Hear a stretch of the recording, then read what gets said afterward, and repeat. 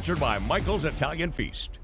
Welcome back to Game Day Live Overtime. Now time to take a deeper dive into the big games of the night. We welcome to our studio Jonathan Michael of Fletch Sports Media. He covered that Dunlap at Washington game. Many of you watched the live stream on our website, ciproud.com. Boy, a lot to unpack here, but it was a statement game for either team. Dunlap wins, big statement for them. Washington, however, wins, huge statement at the top of the Mid-Illini. Definitely. Washington now has won 17 straight Mid-Illini games dating back to 2022. They have been the undisputed rulers of that conference. And coming into tonight, felt like the Mid-Illini's best defense was going to get a tough test against the Mid-Illini's best offense in Dunlap. But what they say, defense wins championships, and they certainly have for Washington, who got a good game out of their offensive line in Hunter Reed as well. Well, the Eagles take the opening drive. They march down the field. They get 3 points. And then from there on out, boy, Washington really delivered a big punch. They get a 75-yard touchdown from Hunter Reed. You mentioned 4 scores tonight, Jonathan. And they convert on a really big fourth down play early in the second quarter, and that leads to one of Hunter Reed's touchdowns. And it just seemed to kind of take the air out of Dunlap. Yeah, definitely. You know, Dunlap came into the game. They had a nice clock-eating drive to start, ended in 3 points. But then, you know, Hunter Reed got some huge holes from his offensive line, especially in the second quarter. And in open field, they just could not bring him down, could not chase him down. And again, that huge kick from Devin Miller, school record, 52 yards. He beat the record by 1 yard. That gave Washington huge momentum heading into the locker room at halftime. And boy, the fans at Washington loved that kick. All right, and obviously, Hunter Reed's the big story here, and that Washington defense. They've done it all year this way. They lost their first 2 games. Now they're on a 5-game winning streak. They're in control again of repeating as conference champs.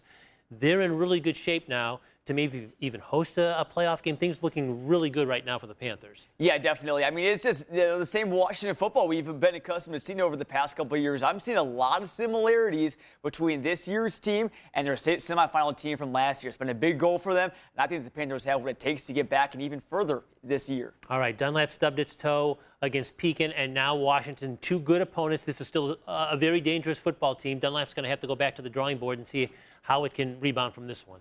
Definitely, and some things to clean up for the Eagles were penalties. You know, they moved the ball forward well at times, but, you know, the penalties, when they moved the ball back, they weren't able to recover, get ahead of the chains again.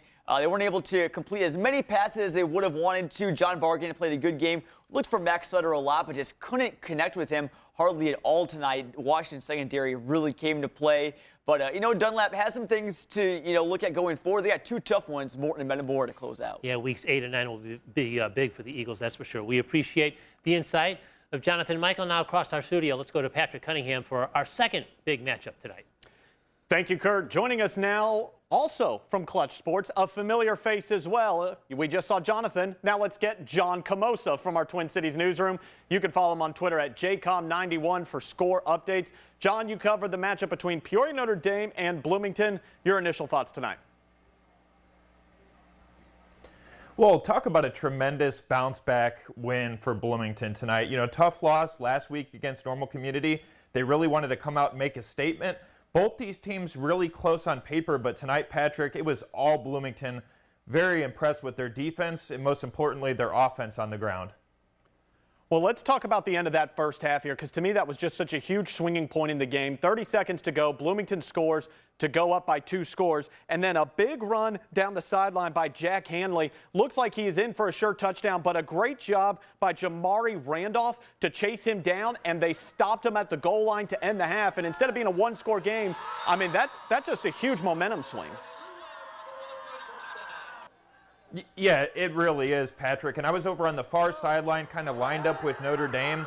I saw Hanley just cut that to the left all the way down there. They had 2 plays at it, and then he gets stuffed at the 1-yard line.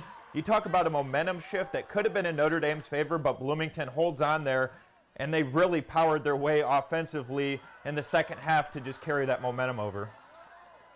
Well, and that's a great culture play, too, under a new coach with Coach Mulcahy from Jamari there. Now let's move over to their offense.